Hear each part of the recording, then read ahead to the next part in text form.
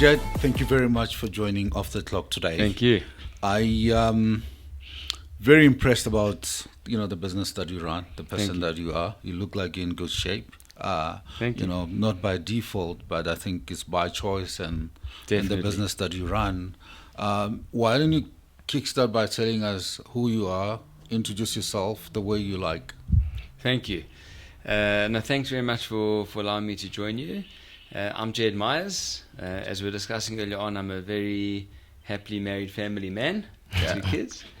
And I'm a doctor and healthcare entrepreneur. And I'm the co-founder and CEO of this group of companies called Health Impact. Some other business interests, but this is our main focus, this group called Health Impact. Okay.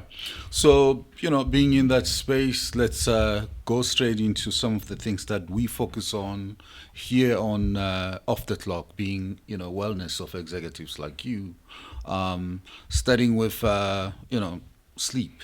Okay. How many hours of sleep do you manage to do? Yeah. Given that you, in a more compromised situation with, two babies or toddlers that you're raising, and how much sleep do you manage to catch? Hours?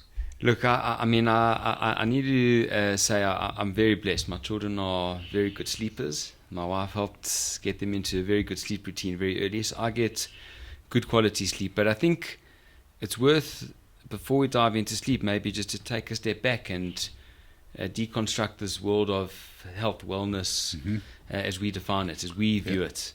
And our view is that this is in the construct of something called health span and performance. How long you can live an effective, productive life for. Not only solving for time, but also for quality of life. And that drives performance in its current shape for you as an individual and as you age. And we break that. We see health span resting on a few key pillars. The first being exercise, which is without doubt the most important and the most impactful. Nutrition, mindfulness/sleep, we see in one kind of construct. And then the fourth pillar would be any kind of clinical intervention that's required, which is important and critical, but should not be seen in isolation of the other three, being exercise, nutrition, and sleep. So in terms of sleep, the majority of executives and entrepreneurs we see in my kind of age group suffer from disrupted sleep and disturbed sleep, because it's inevitable with young children that that's going to be the reality. As I said, I'm blessed with good sleepers. But the majority of people should aim for between 6 to 8 hours, if a little bit more, that's absolutely fine, of good quality sleep. Quality trumps the quantity of sleep. And luckily today we're in the world of technology and wearables, where you can wear a ring or something on your wrist that can track the quality of your sleep. And we'd be working towards 6 to 8 hours of good quality sleep. You really need the sleep to rehabilitate a whole host of different processes in the body. You want to be asleep in a room that's a little bit colder than most people think. Around 18 degrees Celsius comes out to be one of the optimal temperatures for good sleep, in a dark space and avoiding blue and white light. So the rolling over and looking at your cell phone or falling asleep to the TV have proven to be not ideal, and you'd rather want to have a room without that type of distraction. The light can be quite disruptive to the hormonal cycle of sleep. Just maybe to interject there, you're talking about ideals, right? Sure. Executives like yourself, me, we're not living in an ideal world. Sure. There was a time when I recounted the times when I every day slept in a different town, meaning a foreign bed, where I don't have full control of the quality of the curtains and the quality of the bed, and even time zone. So how do you navigate that? That's an ideal setup if you go to work and go back to your house every day. Sure. You got a bit of a full control to make sure that everything else is conducive. You sleep at the same time and wake up at the same time. And I also want to take you on the fact that you think you're lucky that your wife has managed to get your kids in a very good sleeping pattern, but it's not always the case for many families. Sure. No, so definitely with kids, I think the reality is most people don't get to have a set time frame of good quality sleep, and the sleep is often disrupted. And I think it's important for people not to feel overly guilty about that. Your kids need you during that phase of your life. But it shouldn't, I don't think the lack of sleep should be worn as a badge of honor as much as it used to in the past. I think especially for executives, the less you slept, the harder you worked. It was seen as a badge of honor. And I think if most entrepreneurs and executives understood how important sleep could be to help you improve your general health and your performance, they would pay a lot more attention to it. Actually, I remember that because, and I'm glad you're saying it, because that type of period in my life changed me. I was, building my career and then doing MBA, and I was just catching 4 hours, to cope with the MBA rigorous schedule to finish on time. But also, my MBA was sponsored by the company. I said, Peter, you're doing very well. We're going to pay for your MBA, but don't drop the results. And I had that tension because I remember there was a time when my wife, I spoke to the whole family and said, look, I'm going to do MBA. It's going to be very tough. I'll be less available for the family and the kids and this and that, but, financial freedom. I sold the whole story, we're going to do it. And then midway, my wife was like, honey, we need to talk. Because I was sleeping 4 hours, dropping books everywhere, was a disaster. I'm glad you're mentioning that one shouldn't be proud of that. It should be, if you're doing it for 6 months or whatever, it shouldn't be a lifetime lifestyle. Yeah, you can catch up and repair, in a way, what they call a sleep debt. But I don't think it should be seen as a lifetime endeavor to have poor. You'll never repay that debt. You'll never be able to kind of get on top of that. And business travel makes it very, very difficult because you can't always control the environment you're in. So what we try to coach people on is to control as much as you can. So if you're in, generally when you're at home, a good consistent pattern of sleep, changing that it's very different to being in a disrupted pattern that's never consistent, and then you have to travel and it's even more disruptive. So we used to travel a lot. We used to have businesses in multiple different time zones. We used to travel to Australia a lot for work. That was very challenging because you kind of lose almost a day on the way there and you gain almost a day on the way back. And it's very, very disruptive to your sleep. We learned a few tricks about how to help us with that in terms of some supplementation, some other kind of aids, which might sound a bit obsessive, but we had to sleep. So mask over your eyes. We used to sleep with tape, a small amount of tape on your mouth that changes the breathing pattern when you sleep. Tape? What type of tape? Simple. Solid tape? Pardon? Like a solid tape that you stick, no, it's actually a micropore tape. So you can, okay. If you had to, you could open your mouth. Internationally, they sell quite an aggressive piece of tape that kind of goes over your whole lip. But you can just sleep with a little piece of tape over your lips here. So you can open your mouth if you had to. But what it does is it forces you to breathe through your nose. And breathing through your nose as opposed to breathing through your mouth has an impact on the hormones that are released and the different nervous systems that are activated. Oops. So you have, you're more relaxed, you're more kind of settled in your sleep, you have better quality sleep. Your heart rate starts to come down, the heart rate variability improves. Don't want to get too much into the weeds on this kind of stuff. Isn't there...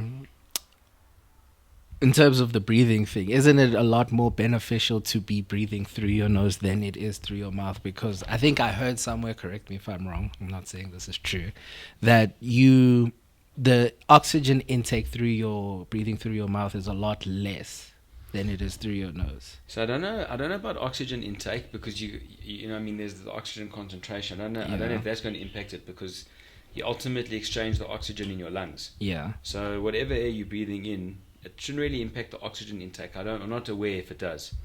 But what it definitely does do is it activates different nervous systems and therefore hormone cascades. Okay. And the breathing through your mouth activates might not be the right terminology, the flight and fright syndrome, the sympathetic nervous system, whereas breathing through your nose activates the parasympathetic nervous system. Okay. And you get a range of different hormone cascades that come out of those two.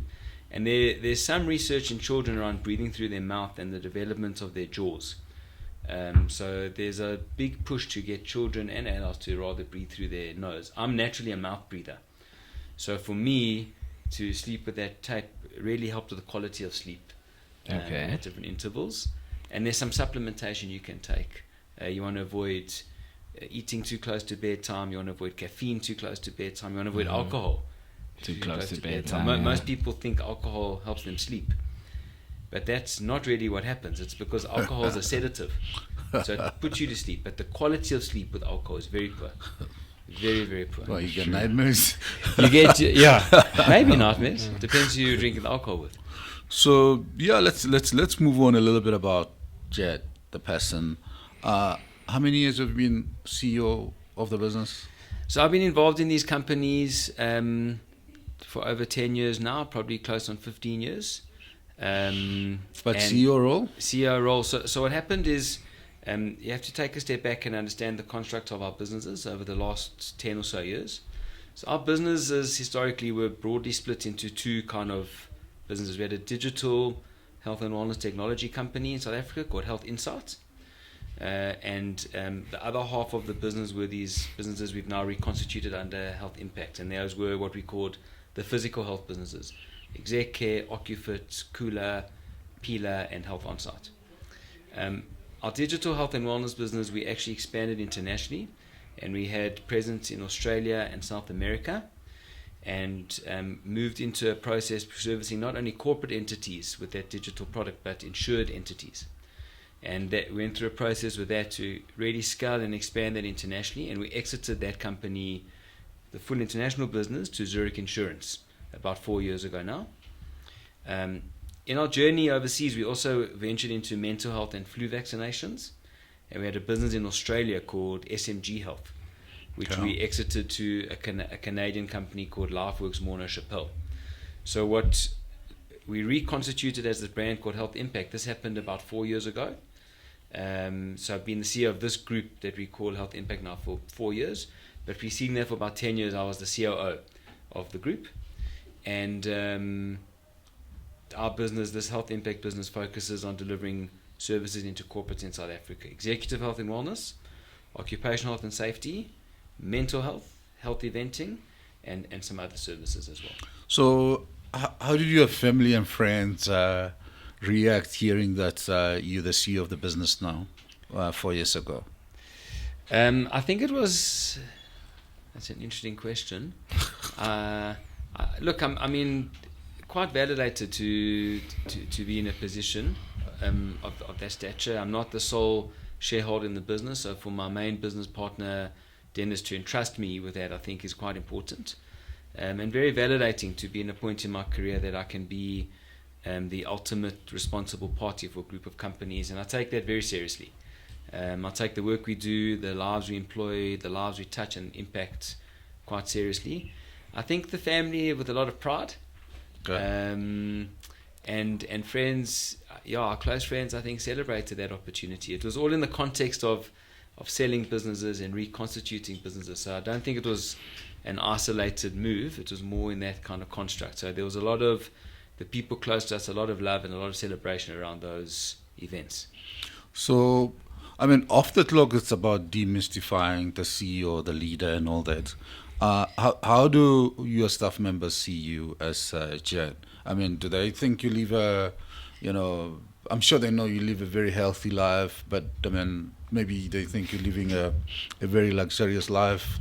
Every night you go home and eat roast beef with caviar on it and sit in a jacuzzi and maybe not smoke cigars, but sip a cognac and go to bed. How do they perceive you? How do they see you? So they know that I definitely don't have the roast beef because I'm a vegan. Okay, all right. So I think I'm very focused on living a life that's true to mine and my family's values. I want to be as healthy and as productive and perform at my best as the CEO of this business, as a husband, as a father, as a family man, as a contributor to society. So I think me practicing what we preach, really, really walking the talk of what we describe to our clients, I think is important in terms of credibility to clients and to staff. And I hope in many ways that's an inspiration to a lot of people in the business. I think it is. I think as a leader, I'm a very empathetic person, and I think most of the staff will reflect that empathy, but a very decisive and focused leader. We try to build a business where we work back from an outcome, and we all work very hard in order to get that outcome. So the expectations are high, but it's in the context of a lot of empathy and understanding. And I know there's a lot of debate whether or not you should refer to your business as a family or whether you should refer to them as a sports team. But we're very close to the people we've worked with. Some people we've worked with for over a decade. We were there when their children were born, and we've seen their children go through school, and we're very passionate about that journey that people take with us. We don't take it lightly that they've chosen to stay with us for that period of time. And I think that value set, we've always driven the business out of a set of values, the most important being trust and respect. And that respect we have for the staff, I feel is reflected back to us. And want to continue in that vein in our leadership style. Okay. Maybe let me ask one more question and you can take over from there. I just want to ask Jedd a more very personal question. You said you happily married, 2 kids. How did you meet your wife? So I think meeting my wife is probably my biggest blessing in my life. Okay. Often joke that I punch above my weight. Okay. That's a good feeling. She's she's the most incredible, confident, special person I've ever met. So we met actually at a nightclub. And I'm not going to go into the whole story about how we met. We won't be disappointed. But the humor in the story is I really, really. The important part of the story is I knew the second I met her I was going to marry her. And what happened is I met her in this club, and there were 2 people standing next to me who can validate the story. And I turned around and I said to them, I've met the girl I'm going to marry. But just like that. But it took 4 years to start dating. And then once we started dating, I don't think we spent a day apart since we started dating. And probably 6 months later, we got engaged. And about a year later or so, we were married. And we've been married for 12 years now. Just step back a little bit. Let us in the details. You're kind of a high level on this. In the nightclub, dancing or just, posing around. No, please let us into the, most romantic. It was at the phase of our life where all of us used to go out to nightclubs and have a really good party on the weekends. Yeah. So everyone's in a good frame of mind. Everyone's having a good time. Walk up at the bar, and then I think what happened was, I knew who my wife was, and I think she knew who I was from our community that we're in. Okay, she's been watching you from far. I don't know if she's been watching me as much as I've been watching her. But I bumped into. I think we're talking at the bar with some other people, and I started talking to her, and I just knew. And I think some of the biggest decisions in my life, I've had that gut feel, that pull, but that was the strongest I've ever felt. And so we started dating, as I said, about 4 years later. And then the rest is history, as they say. Yeah, with two kids. Yeah, okay. Married for 12 years now, 2 kids.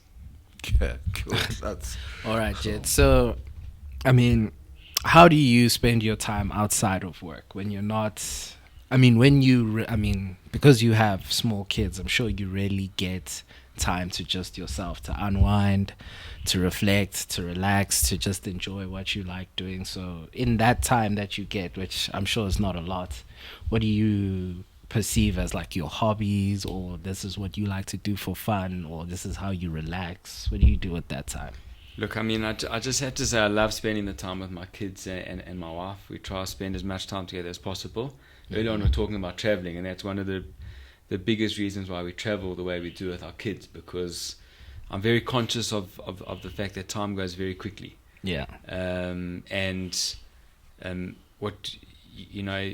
I think ultimately what you take with you in your life are memories and experiences. Mm-hmm. And I never want to look back and regret not having created those memories and experiences with my kids, for us, my wife and I, and for them. Yes. And for them. So that's a very big part of us as a family. Personally, I get my personal time in the mornings. Okay. I wake up quite early in the morning and I train 6 days a week. Okay. So I go through a routine of training, of meditating, every morning I do some reading and some journaling, and that's really my kind of time. It's less about the amount of it than it is about the quality. So I think the discipline and consistency in having that time in the morning before the family's awake, getting up, training. I love my training. Quite disciplined about doing some meditation after I train. And then every morning when I come into office, I do about 5 to 10 minutes of reading and journaling, which allows me to just reflect and kind of center myself as well. What do you read? So I read a few books at a time. At the moment, I'm reading every day without fail. I read a page of a book called The Daily Stoic, Okay. and a page of a book called The Daily Dad. Okay. So how do those? It's the same writers. Okay. So how do those contribute to your life? I just think, first of all, it's the discipline of reading every day. Okay. I'm a big believer in building habits and just being able to maintain them and the consistency of those habits. So if I maintain that, then at least I know every day I've read. If I've got a bit of time, I read another book, a few pages during the day. At the moment, I'm reading Thinking Fast and Slow, the book by Daniel Kahneman. And then at night, if I'm drawn into a book, I'm on my Kindle, and I'll probably read about 2-3 different books on my Kindle as I go through it. But I find reading important. I want my kids to see me read. I read to my kids. We read to our kids. What, bedtime stories? Bedtime stories, yeah. Is it the classic bedtime stories or new ones? They're definitely different to when I was a kid. But we're very intentional around that exposure with our children. The reading, problem solving, just exposing them to their mind to as much as possible. And it's a different dawn in that regard. You also want your children to engage with technology and understand how to leverage technology. Yeah. But reading will always be the antidote to ignorance. Yeah. And if you can broaden their worlds, and it's fascinating to see a child dive into a book and try and learn it himself and read it. It's a very special time in our family to go through bedtime stories. I must say that's very powerful. I tried that for him when he was growing up. I must say I regretted that I didn't do it a lot, but when we're reading the Ozzy the Ostrich bedtime story was very powerful moments that I recall. So I'm jealous, man. It's it's fascinating to see the books that have been created for children. It really is. I think the genre has just from what I've seen, really, really good quality, locally available and internationally. We've tried for him to read in a few different languages as well. My mother can speak French. Our best friends are Zulu, so we've tried to expose him to a few different languages. Not that I can be of much assistance. But what are they picking up? Are they picking up the French more, the Zulu? Zulu. My sons can follow, or my 5-year-old can follow instructions in Zulu. Okay. Can have a conversation with people, like he can understand what they're saying. Yes. In Zulu. And he can reflect a few words, even though he's not taught it yet at school.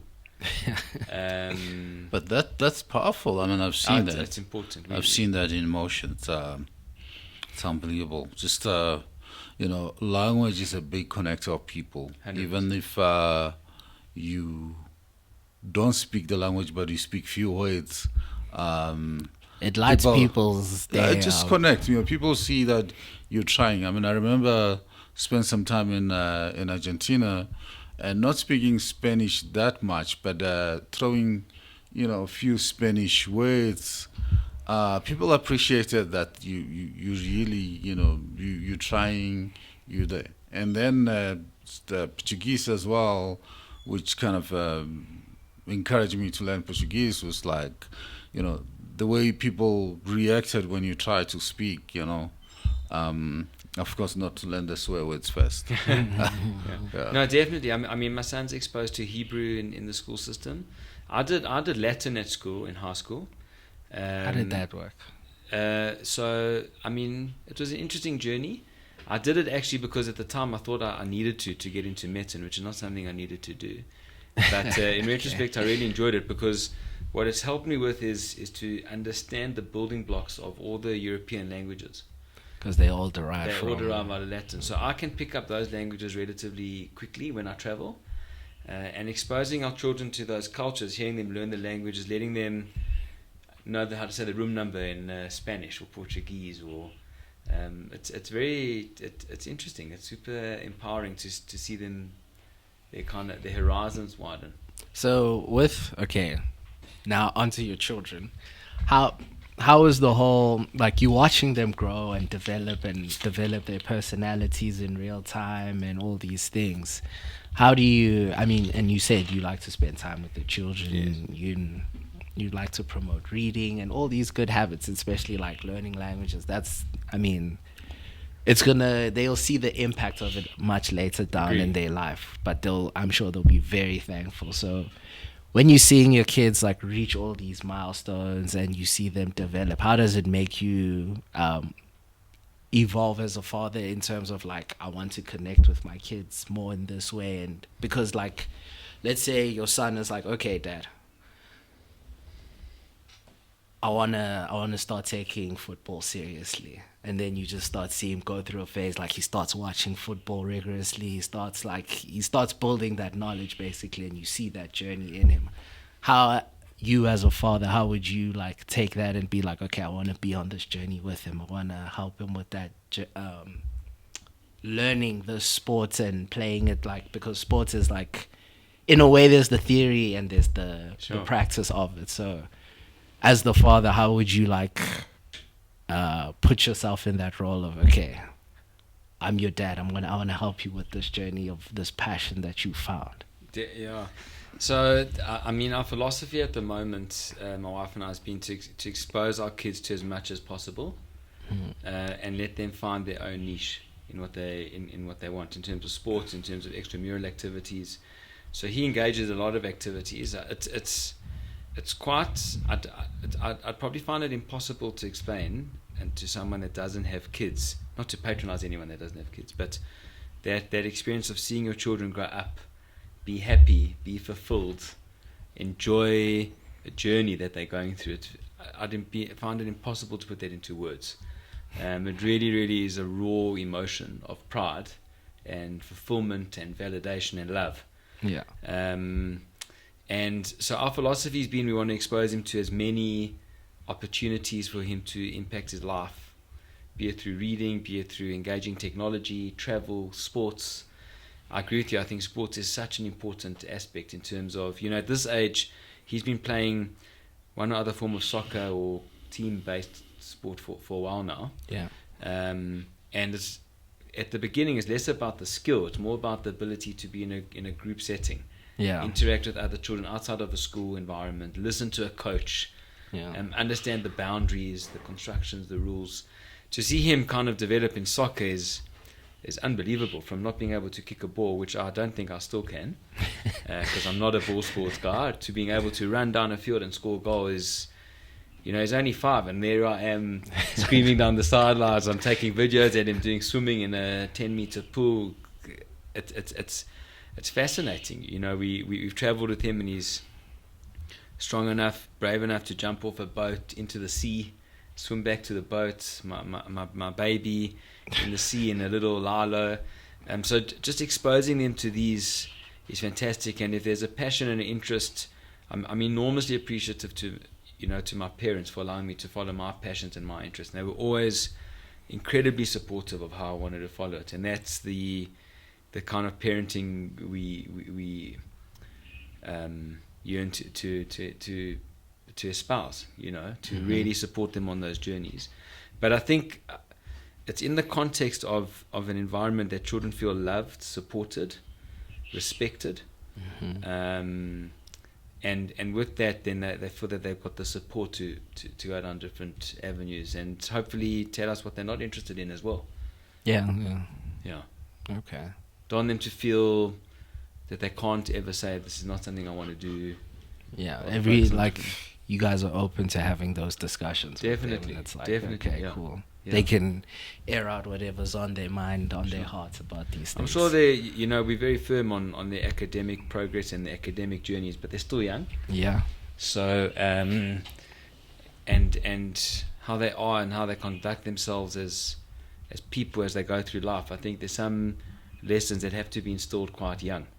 Manners, how to respect people, their family, elders, traditions of the family. These things I think are quite important to instill when they're young. Boundaries. Yeah. Okay, so have you also...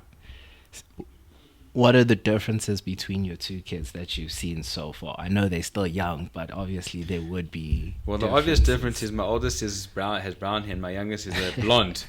And I've got brown hair, my wife's got very, very beautiful black hair. So they're both beautiful in their own ways. I think it would be hard to say. I mean, they're both very happy children. Very curious, very inquisitive, very open and very engaging. So I think it'll be quite hard. I'd have to give some thought to what the key differences are between them. What about personality-wise? I mean, just to give you an idea, him and the sister, I think he took more of his mom personality, and my daughter took my personality, and you can see through that. And we just started seeing that from like the beginning, because with different people, it's like more, I think, look, am I feel a bit early, because I mean, he's only 18 months, my baby. Okay. And as babies, they've been quite similar, very happy, very inquisitive, very active. Love moving, love going around, very attached to, not overly attached to us that there's an issue, but very comfortable with their parents, their families, their grandparents. Both of them have been quite verbal in their expression. So I think it's probably a bit too early to say what the key differences are. I mean, it's probably easier to focus on some of the similarities of these very blessed, happy, healthy kids. Yeah. So, I mean, you want to follow up or? You got it. Okay. Up until now, I mean, we've been talking about you and the kids a lot. What about yourself? I mean, do you have alone time to have ice cream or your favorite fruit or golf or whatever out with the boys? Or what about you? In a social setting. Yeah, like your go-to. So I mean, my go-to personal time is my training. Okay. It really, really is my solitude. If that's, but from a social circle, we've connected with a lot. My wife has an amazing group of friends she's carried through her entire life, and as it so happens, all of us have become super, super close. All the friends, all the partners, all the spouses have become super close over time. So that's an amazing social group. Our broader family are all very close on my wife's side and my side, and we spend a lot of time with family. We see some of our close friends as family, I suppose. And then it's been quite interesting through our kids growing up. We've been exposed to the most amazing friends that we've built, the parents of my son's friends. Yeah. We've built those social circles. So we're often out together with those families, either just as couples or with the kids. But I've never been the guy to be on the golf course on a Saturday. It's just not in me. I've never stepped foot on a paddle court. I know some people will think I'm mad, but that social circle doesn't... it's not for you. It just doesn't pull me, you know. Yeah. So, because sports for me is about training and building my physical health. I've never really... And when I used to competing in some events... So the free time I have, I really allocate most of it into my family, spend with the kids and my wife. So, I mean, you keep on drifting back into that reality, and it's your reality. Yeah. Do you ever? I mean, how much time do you spend, you and the kids, without your wife? Like, she can go have a jol with the friends and doll herself up, and while you're doing the heavy duty with the kids. Look, we both spend a lot of time apart from each other. I mean, I'm at work during the day. We're fortunate that she doesn't work, so she's with the kids or she's on her own or with her friends during the day and during the week. But the reality is on the weekend, we try to spend most of our time together because I think we're also conscious of the phase of life we're in with our kids at the moment, that it doesn't last forever, that you get the whole weekend with your kids. There's going to come a time when they're doing sports, or we have to separate in different parties and different kind of things. So the reality is most of the weekends are spent together because my time with them during the week is so limited. I come home and it's kind of like getting them ready for bed. So it's quite limited during the week. So I'm not intentionally trying to drift back into it, but it just is the reality. Happy about it. Okay, cool. I mean, you in the space that you're in now today, have you always wanted to be who you are now, or this happened by a fluke, or this was planned step by step? Professionally? Yes. No, I grew up wanting to be a doctor. Okay, you're a doctor. I'm a doctor. So my late grandfather was my person I looked up to in this world. I was very close to him, and he was a doctor, the typical old school GP, the guy that would go out to house calls on a Saturday night and know the family, like a really genuine, empathetic man, a great man. And I think I wanted to emulate him and be a doctor. And I worked very hard at the time to get into med school. And during med school, I absolutely loved going through med school. I was a paramedic at the same time. I loved it. I loved the practical aspect. I loved the theoretical aspect. Yeah. I've also been always interested in the world in the commercial world as a big construct. When I was my bar mitzvah, it's customary to give money, and I invested my money at 13. And I've always been fascinated in that journey of investment and business. My father was an entrepreneur, worked in family business, then was an entrepreneur. My mother has always worked.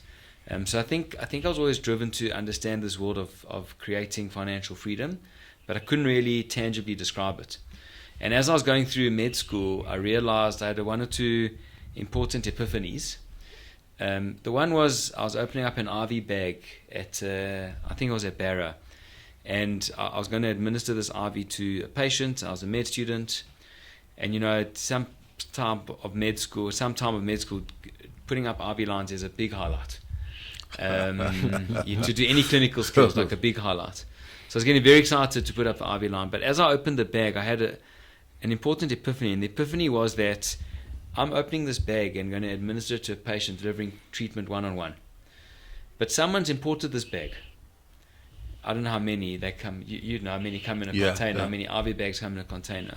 And at the moment I'm delivering this IV bag, they're impacting thousands of lives. And how great it would be to impact those thousands of lives and take part in a larger value chain with the impact that it can have and the commercial benefit it can deliver.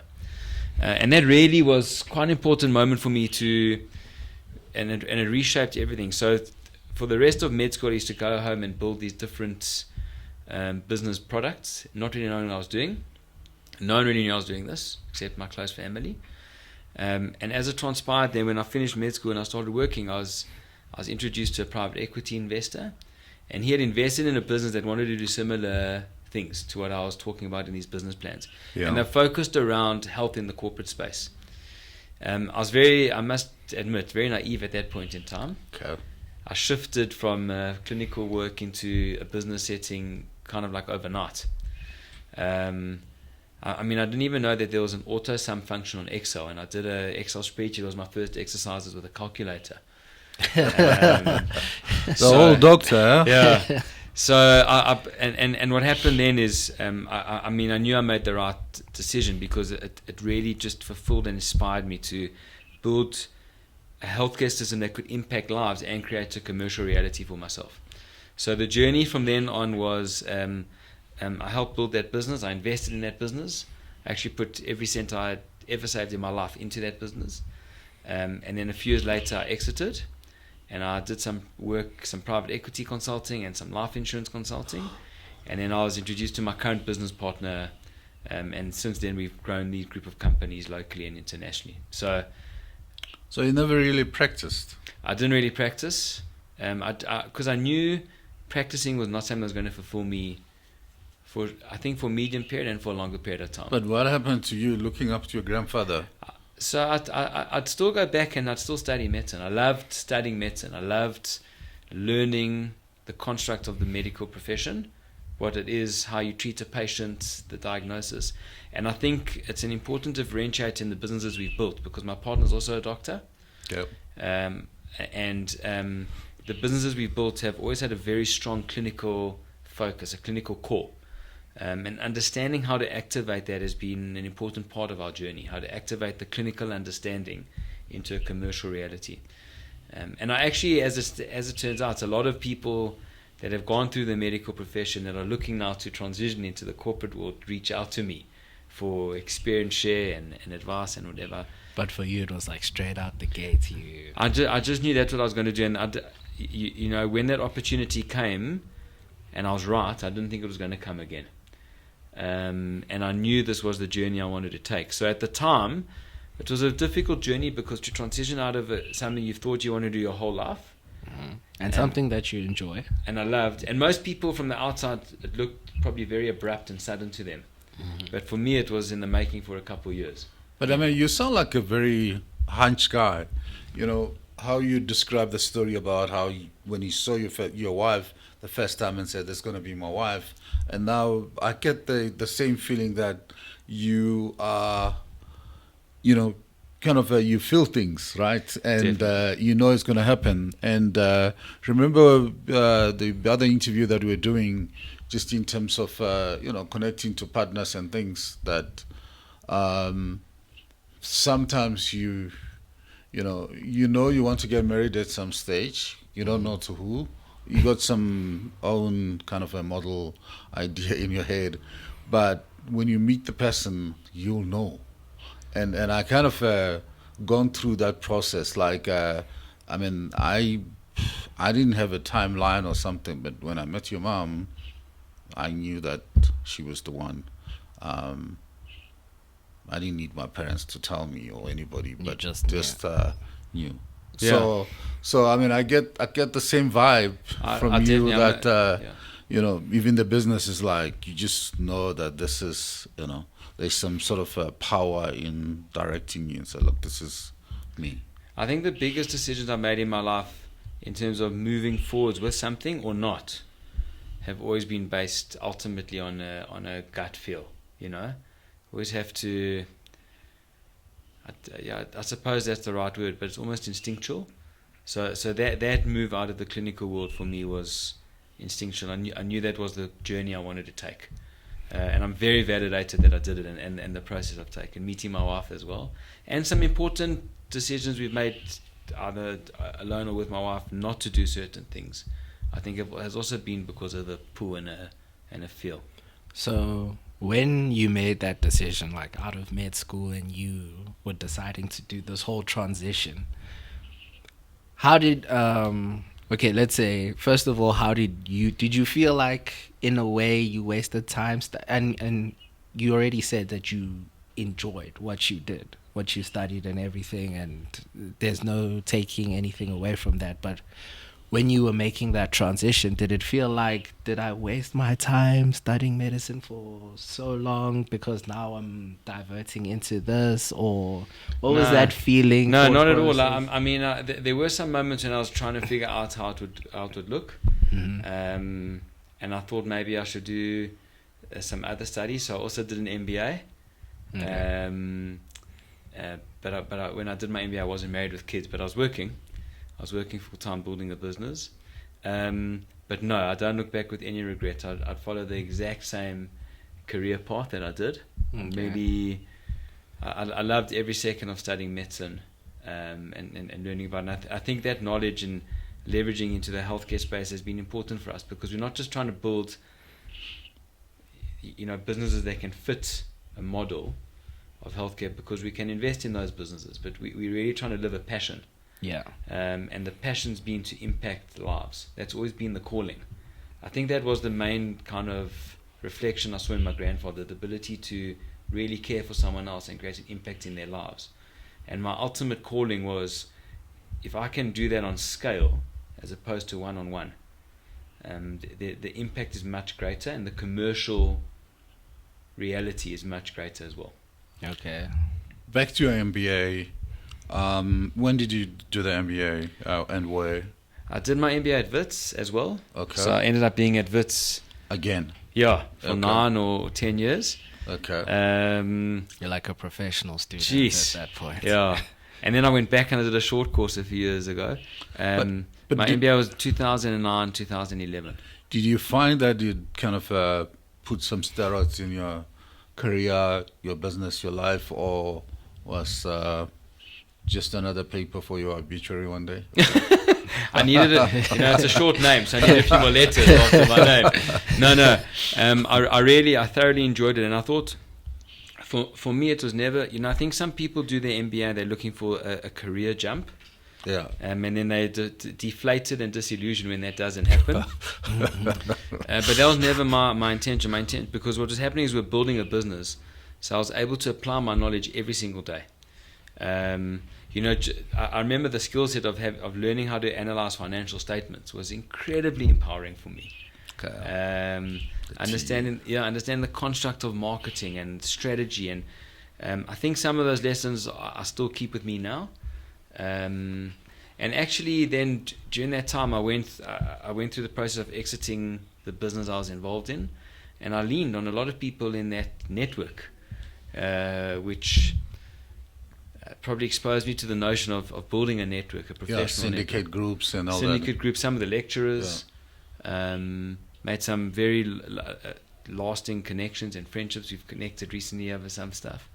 I thought it was quite impactful for the knowledge kind of integration I got out of it. Wow. Yeah. So I just want to go back to the question I just asked you. Were there the people around you, so like parents, siblings, and all that, how was their response to your turn into the whole, okay, I don't want to practice, but I still want to use this to build this as well? So were they very supportive? Did they sit you down and say, look, you studied medicine for 7 years and you don't want to be a doctor and all that? How was that? So, look, I mean, it was during my internship. Yeah. And it was important during that time because I was manifesting the clinical practice and I wasn't enjoying it. But my parents were incredibly supportive. My brother, incredibly supportive. I never had one iota of doubt reflected back to me from them. They were just incredibly supportive. And I think because they knew I'd been on this journey for a long time, something I wanted to do. And I think I've always been someone, I don't know what the word is, quite, with a clear direction in my life. It wasn't like I was lost. Yeah. And I was trying to find it. It was a very clear, decisive moment and process. So they were extremely supportive.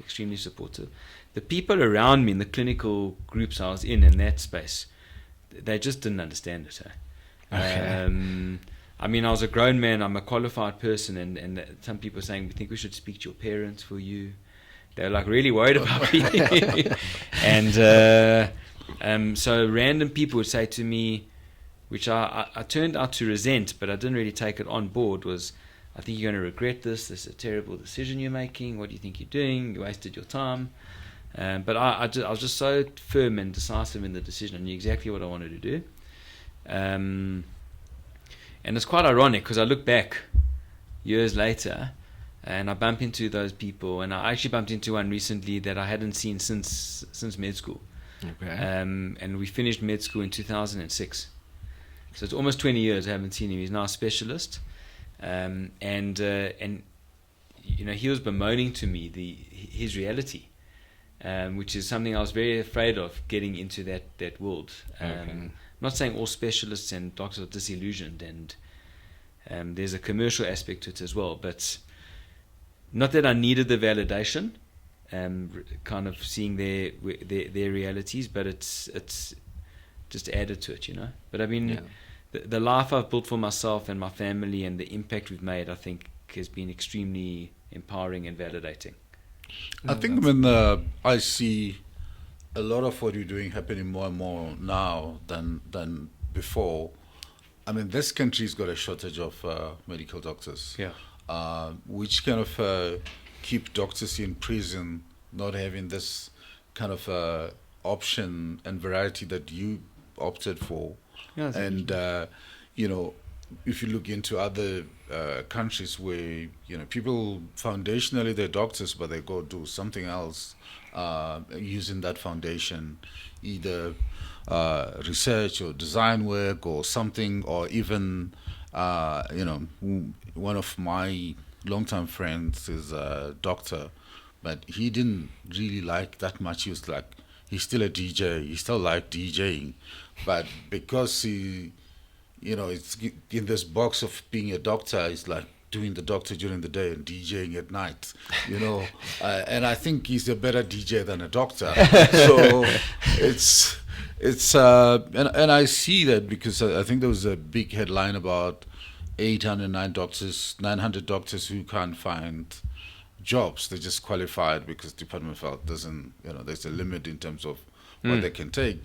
But they shouldn't see that as the end of the world. I mean, they can go entrepreneurial and do stuff that they really like to do, but using, your medical degree as a foundation. In fact, probably they'll be much more happier and have longevity and stuff that they do have. I think the career fulfillment is very important in terms of your general state of happiness, well-being as an individual. The ability to be centered and fulfilled. Look, I just think it's such a foreign notion for the majority of clinical professionals to see a world where they can expand outside of clinical practice. But the reality is, and I understand that the majority of them want to be in clinical practice because that's what's inspired them. Because that's what inspired you. That's what inspires them. They want to be treating patients, and depending on the specialty, they want to do complicated work and get involved in the situations. I think what starts to happen, first of all, it takes a long time to qualify, relative to other professions. So you start to earn money much later. Yeah. And so that's one of the reasons. The other reason is because the nature of the profession lends itself to it, and a lot of clinical professionals end up in a lot of debt. So they're in that cycle. It's a vicious cycle. They're selling time, ultimately. And the reality is that, there's a saying in medicine that common things happen commonly. So if you are a maxillofacial surgeon, the majority of your work is going to be unexciting stuff by the time you've done it for 20 years. And you would have seen everything. But most of your work is implants, extractions, and taking out wisdom teeth. I'm being simplistic, overly simplistic, but not every case is a complicated, interesting clinical case that requires a lot of insight and work and experience. And I think for a lot of them it can be quite unfulfilling as they get to the later stages in their career. Not all of them, but a significant portion. And then if you're working in a system that's almost a little bit oppressive, it can be very kind of demotivating for these professionals. That's what I've seen. And it's hard to make the jump, so that's why when doctors reach out and they want to chat about it, I often lend an ear and try to help kind of guide. Yeah, no, you need to do that more. And also, what I've also, come across is people who were told by the family that, I need parents are like, I've got 3 kids, I need a doctor in the family. And, I remember a guy who used to work for me in West Africa, Samir, was a doctor, and I remember interviewing him for a sales management job, and I was asking him about the whole transition. Why do you want to leave your practice? And he had a practice and also working at a university. And so, look, I kind of always wanted to be a businessman, and my parents backed me to be a doctor. And I've done that for them, and they should be happy. I'm going to do what I wanted to do. And eventually he transitioned and turned out to be a very good businessman in the business world. Yeah. So it's different journeys for different people. Look, you're dealing with high-functioning, highly intelligent people. It's a very demanding degree. So it doesn't surprise me that people make the transition and are successful, because it's a grueling process to get into the degree, and it's a grueling process during the degree to qualify. So these are high functioning, intelligent people, but it's just almost a bit foreign, after studying for that long, to consider how to make the move. But I mean, at the same time, you have a lot of people who qualify and they realize they don't like it. Yeah. And they need to transition and change. Just like, no, I don't like it. I mean, I know a few who said, look, if I've known, I should have been a CA, but CA is even more boring. But you make the money and deal with the money or the financial aspect of things. Yeah. But it's that, soul searching. And I almost remember when you were still young and I keep on asking you, what do you want to be when you grow up? Like, that answer was changing every time I ask, like, depending on how you're feeling and all that. In a lot of cases, people don't know really what they want to be. What most people know, and I for myself, I've always known that I wanted to be, make an impact, to be a fireman, help people, help things, and what that really meant was just not so clear. Sure. I wanted to be happy in my work, but helping others. Sure.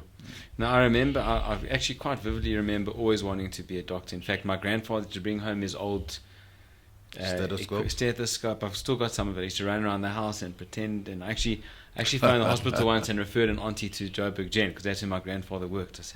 I referred her there for an extra. I was like 10 years old. And I remember doing a project at nursery school, and I drew a picture and I said, I want to own a hospital one day. And I look back now, so we don't own hospitals, but we own clinics in corporates. So it's quite interesting for me to reflect back. It's kind of, I think it was always part of my journey, Yeah. Yeah. How's that going today? I mean, businessman, wearing kind of a doctor's, skin on it. Yeah. Trying to manage, those kind of tough decisions. If it's not working, if it's not going well, like, cut it lean, stop it, don't do it. How's that going today for you? Business-wise? Yeah. Just rephrase that question. I mean, you saying, you always kind of thought about owning a hospital. Today, not too far, you're owning clinics in companies where you do this wellness. How's that going? Because, those are kind of run in the most business fashion, go no go type of a thing. I see what you mean. Yeah. No. So those clinics we run in companies actually expand beyond the service just of wellness. They do work in the construct of the Occupational Health and Safety Act. OC Health and primary healthcare services. And it's a really good model commercially into companies, but from the impact we're making, it becomes the center of that company's healthcare journey and strategy. And I think it's a good model for a number of reasons, but other than the impact we create and the compliance we create in those businesses at the moment for the employees, the business itself, moving forwards in terms of the requirement for stronger private-public partnerships in healthcare to scale healthcare more universally, not to use too catchy a term at the moment, and to leverage the funding that's available into these companies. I think it's quite an exciting journey. It's a business and a prospect we continue to invest and focus on, getting a lot more traction in the market actually at the moment. Okay. Back to wellness. I mean, do you think it's well penetrated in the market, well respected, well understood, or it's just one of those things, luxury item on your basket when you shop? I think I think South Africa's always led the way in, not always, but has led the way for a long time internationally around the construct of health and wellness as a construct that's delivered into companies and insurer-based populations, led by some of the top insurers in the country, and they've done that locally and they've done it internationally. So we've always been been able to find a niche in the work that we do and being able to differentiate our services. Where I think there's a strong trend at the moment is in the construct of longevity. People are a lot more interested at the moment around aging well, living well. And I think what's really started to land for people is that you need to put the work in now. You can't wake up at 60, 70 years old and then want to age well for the next 20 years. You can, but it's much more effective to start young. And I think that is something that's landing. What is young, Jedd? What is young? I mean, look, the thing is this, and I've been to hell and back with these things. You know, when you're 30 to 40, you're trying to work hard, get to that corner office, do your MBA, eat your vegetables, be a good person, top of your class. And that time, almost the idea of work-life balance doesn't exist. I mean, it does exist, but you don't have much more luxury. If you say you catch it early, at 50, early enough to start really, changing your life to build longevity that you go up to 80 and you still kind of okay. I mean, where is the sweet spot? It's such an interesting question. You actually just need to rather reframe it a little bit differently, because how we understand, and we've been taught to understand chronic disease, is that we can identify people with chronic disease and help them live a life with their chronic disease, whatever the disease might be. But the reality, what we're learning now, what we've understood, I'm saying we as the medical profession has understood, is that these disease entities start very, very young and take a long time to manifest. So by the time you are identified as having one or more chronic conditions or other conditions, it's been manifesting in your body for a very long time, 10, 20 years. So when you start to, and they've gone back, they've seen people that have had heart attacks, they've gone back into those general populations and understood the risk factors arising in their 20s. So if it's, and chronic disease as a construct is one of the biggest reasons people don't live longer, because they start to suffer from the complications of chronic disease and die younger, or they live in pain and in sickness for a long period of time when they start to age. So what we want to do is completely change the mindset, not help people live with chronic disease. We want to prevent the chronic diseases in the first place. And that intervention has to happen as young as possible. What is that sweet spot? So you want to start as young as possible. Literally, I mean, if you look at some of the international statistics, children are suffering from obesity, which wasn't the case 20, 30 years ago. You want to reverse that reality. But definitely in adolescents moving into early 20s, you want people to start adopting healthy behavior. The great example people use is that I think most people understand that smoking is bad for you. I've very seldomly, in fact, never had a smoker argue with me that they think smoking is good for them. Okay, but what you want to do is not help people stop smoking. You want people to stop before they start. You want them to start smoking. You want people to understand how important exercise is from a young age and carry that all the way through. How important the right nutrition and lifestyle choices are. Sleep, as an example. So we want to start that as early as possible, because then you're really going to start to set the person up for effective, healthy aging. And the reality is that these are compounding effects. So yes, it's very, very good if you start exercising and moving and lifting weights and doing intense exercise in your 50s and your 60s, and you can reverse a lot of the signs of aging in that time frame. But how much more powerful to go into your 50s and 60s with 20, 30 years of training and good eating and good nutrition and good sleep, moving in that frame. So, I mean, you are in a business where most of the time, and tell me if I'm wrong, most of the time, I mean, a lot of executive medicals that are done is people who are in their 40s, late 40s and 50s, and companies will them in here because the guy's a key man and they want to make sure that the key man is healthy and all that.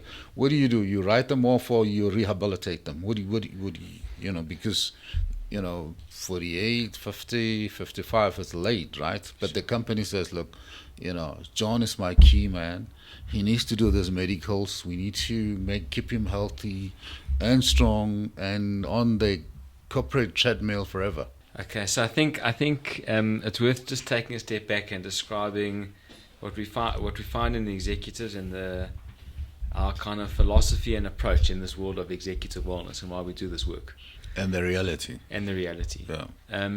So I think, in terms of the reality of what we see, is the health status of the majority of executives we see that come through exec care, I'd say is not poor or concerning, it's ghastly. It's ghastly. And most people think we've come out of a pandemic, but we've just shifted straight back to the pandemic we were in, which is mental health and metabolic health. And the amount of executives we see that are suffering deeply from these two, in terms of these two pandemics, is almost ubiquitous. And the concern we have, and what we try to reflect to companies, is that to be an executive in any kind of industry, but one of our key segments we focus on is financial services. To be an executive in financial services, like a bank, can take you a career of 15, 20 years to get to that point. You were mentioning earlier on, you work in your 30s and your 40s to get to it. It can take you 10, 15 years to become an executive in one of these organizations. So they've built the trajectory of people to be in this band of leadership role. And in that band, people are going to leave because they're retiring. They're going to immigrate because they want to leave South Africa and go to offshore environments. They might leave to go to competitors. And what we say to the company is the people you have left, you can't have not perform at their best every single day. And you can't risk them dying unexpectedly, because the impact of those is exponentially more than is initially anticipated. Unexpected executive death to the business and the family, and poor executive performance on a day-to-day basis. It impairs judgment, impairs cognition, impairs actual corporate performance. And the fear is that we all understand the faults of the education system in the country. So there isn't the push through of sufficient graduates to replace these executives. So we really are trying to get organizations to understand that the investment you make in the health of these executives is far greater than any anticipated return you can get, because you're really catering for some of the most important people in the organization and ensuring, first of all, understanding their health risks, but setting up more excitedly and importantly the platform for their improved performance. And what we're seeing is a range of different risks relating, as I mentioned, from metabolic health in terms of insulin resistance, atherosclerotic cardiovascular disease, early signs of neurodegenerative disease, cancers, and on the mental health side, a range of mental health issues, specifically around the lack of knowledge around identifying stress and coping with it effectively. Okay. And that often then is an undertone with substances, mainly alcohol, as a coping mechanism. But that's what we see on a day-to-day basis. So when we see these executives... Only alcohol, no weed? So what's often disclosed to us is alcohol. Oh, okay. But it definitely leads into other mind-altering substances, definitely. And we have that discussion in a little bit more of a discrete setting with the executives. And it's also around creating a message that executive that's not patronizing. These are very actualized people. High-level executives across listed companies, parastated government, they're very actualized people. They don't need to be told that smoking weed is not the best thing for their health. They know this. They don't need to be told. But so it's the way you position it for them to have what we call the wellness epiphany. The moment where they can really understand that this is impacting their health on a day-to-day basis and impacting their ability to be the best version of themselves now, and pulling back on what their longevity and health span is going to look like as they age. Okay. All right. So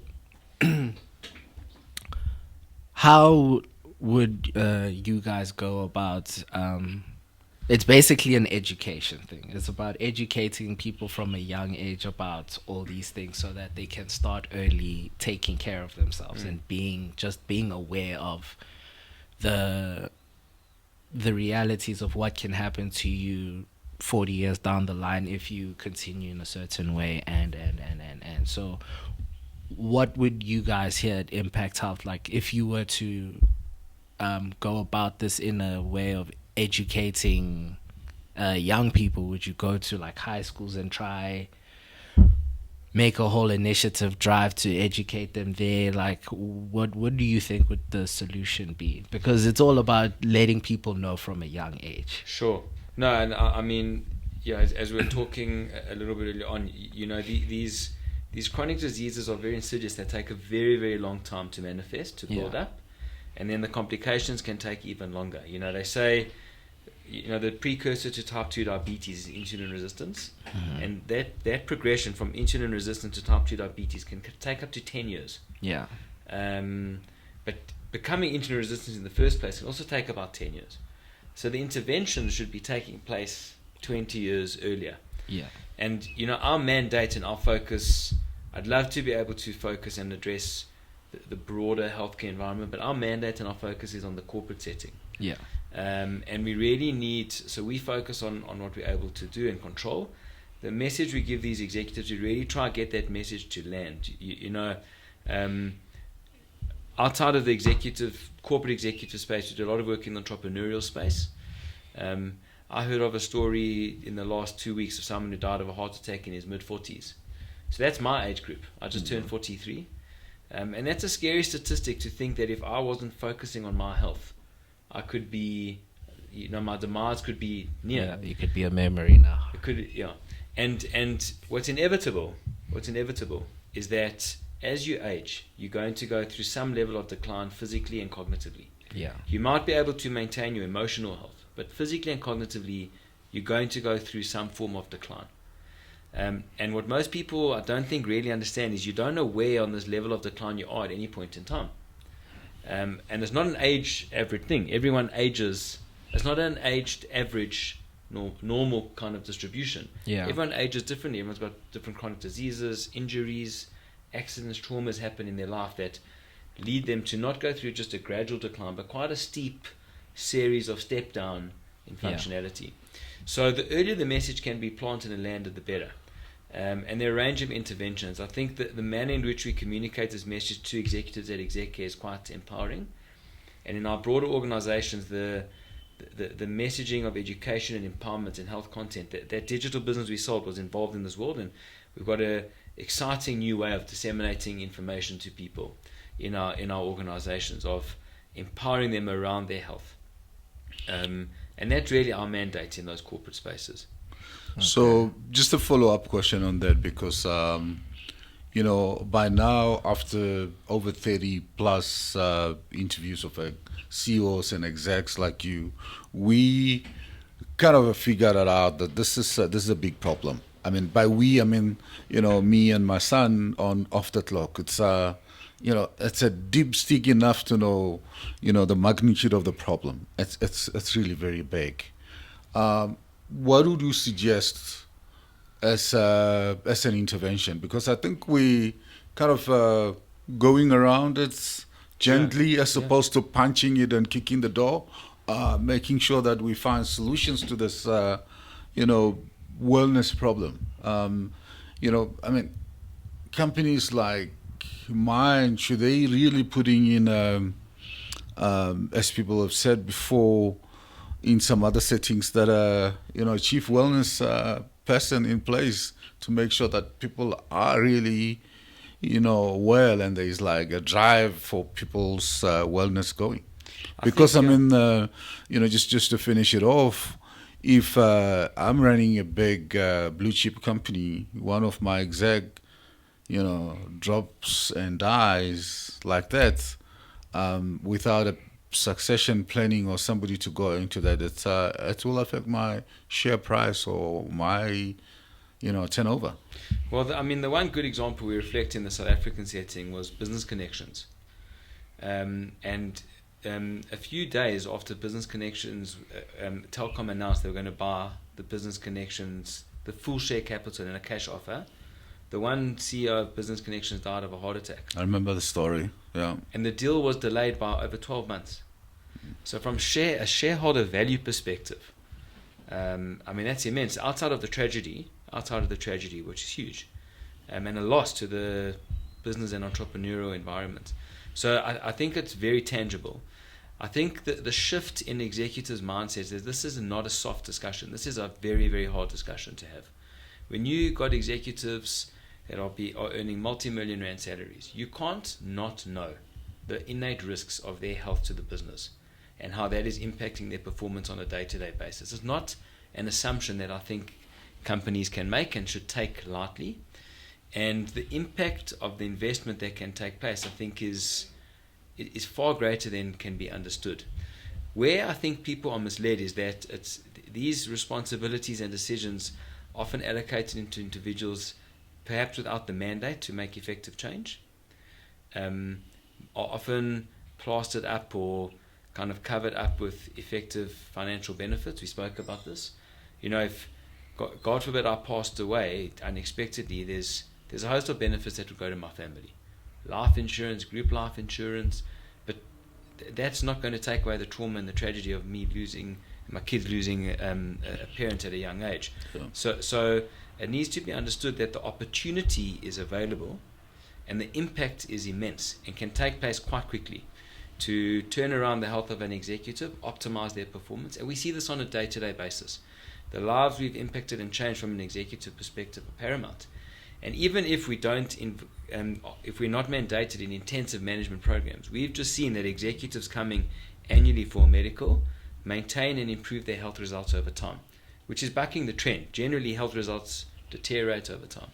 So I think outside of improved procurement processes from most listed companies, and better kind of onboarding of providers, the opportunity for this to be an executive level risk discussion is paramount. I mean, our business, we focus on this as a big risk. What are the health risks of the executives and general population in the business from a physical and a mental and emotional health perspective? That's the big opportunity.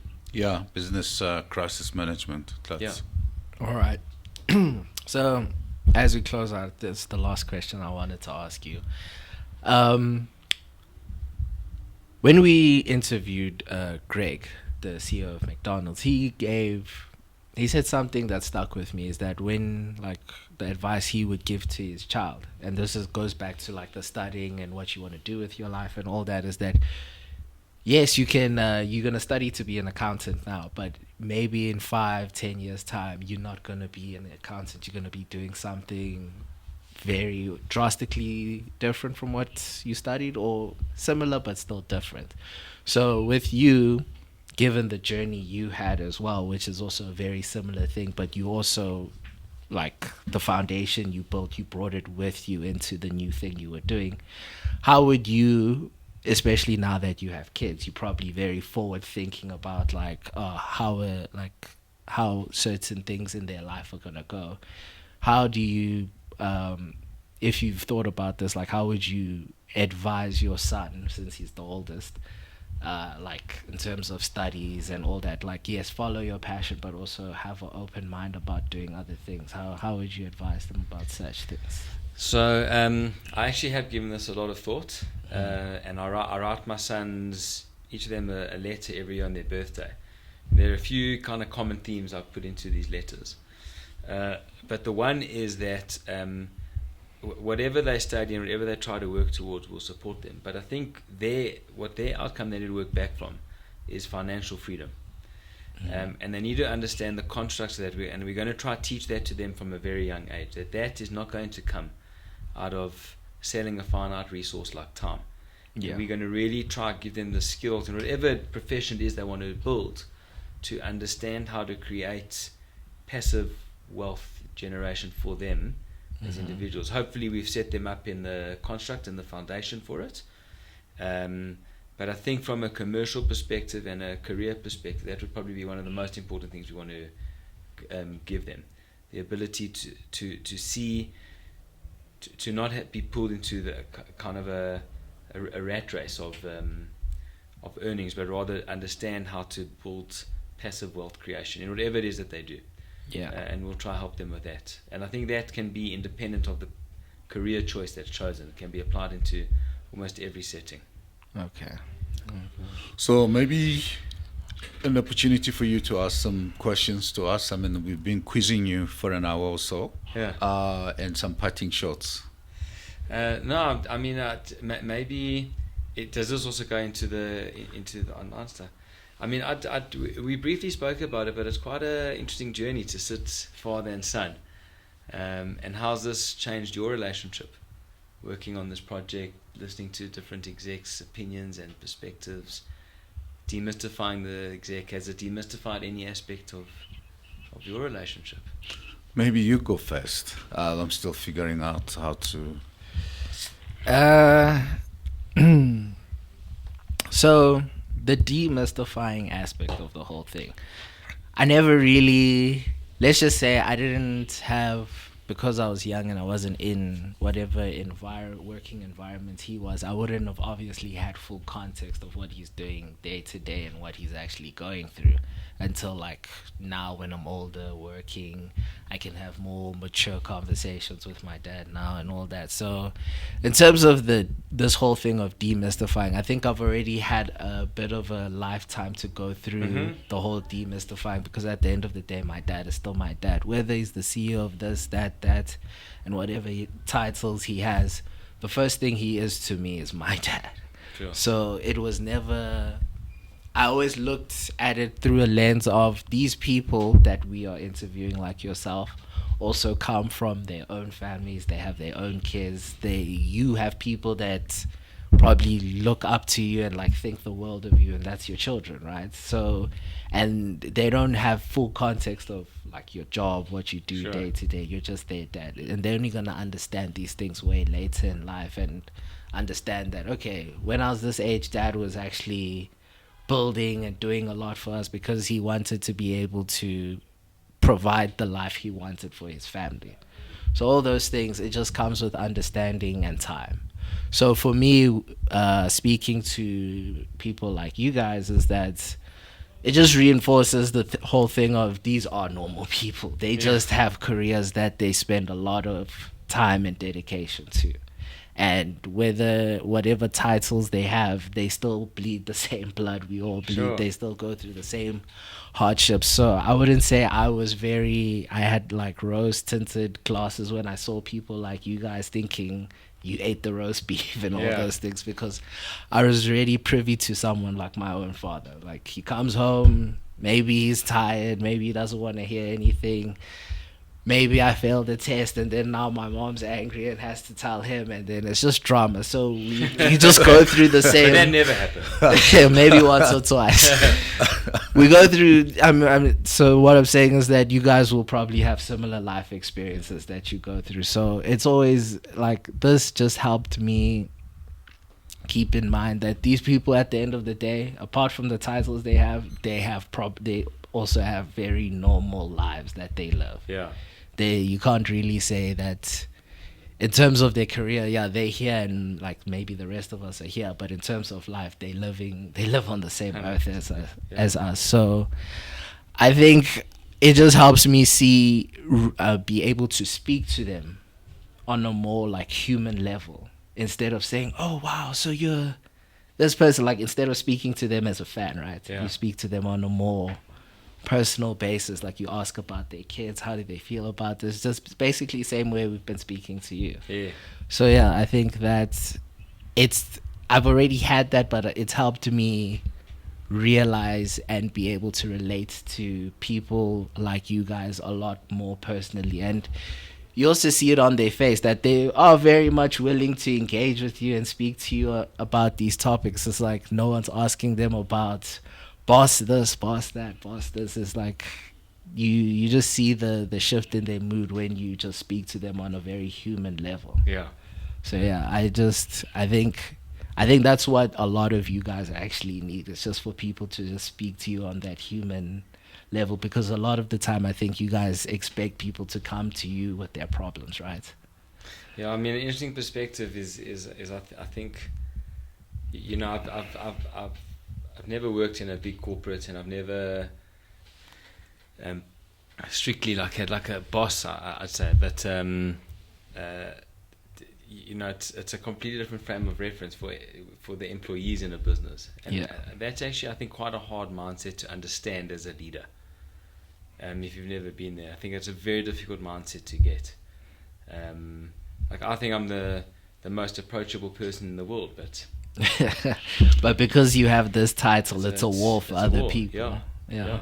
Yeah, I mean, you know, for me, just to answer your question, just in terms of how this impacted our relationship doing the podcast together, is, you know, first and foremost, I think he's still my son, but it just allows us to reconnect more and more in the most structured way as opposed to emotional way. Um, and almost, and I'm very grateful for this, in that we like business partners.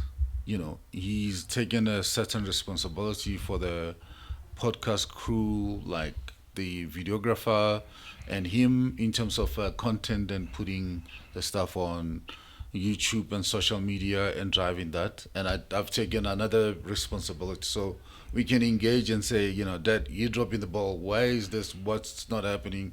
And, you know, that's very foundational, you know, for us, for him to kind of take that responsibility. Not because he's already working, he's taking some responsibility at work, but at this level, I think it's rare.